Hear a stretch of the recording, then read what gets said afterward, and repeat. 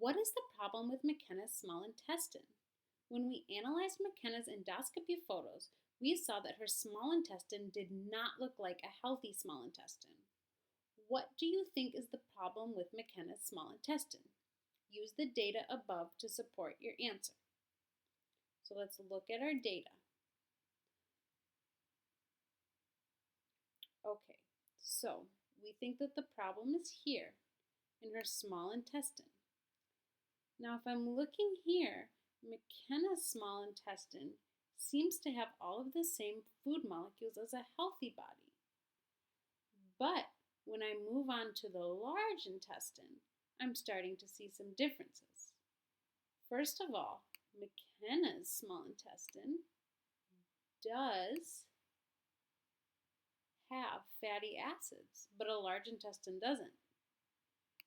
Same with glucose and other complex carbohydrates. That's telling me that in a healthy body, these molecules are supposed to go somewhere in the small intestine, but they're not. Instead, they're going into McKenna's large intestine, and they shouldn't be. That's not what happens in a healthy body. So that tells me that the small intestine must do something. It takes out or it does something with the fatty acids, the glucose, and the other complex carbohydrates. That must be its job. So that's what I'm going to write. I'm going to say, I think that the problem with McKenna's small intestine is that it is supposed to get rid of the fatty acids, glucose, and complex carbohydrates.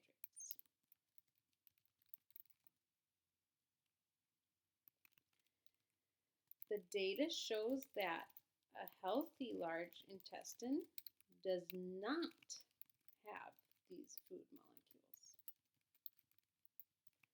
But McKenna's small intestine does. I'm sorry, McKenna's large intestine does. So again, if we look at this graph, it looks like her small intestine is supposed to get rid of these three food molecules, but it's not.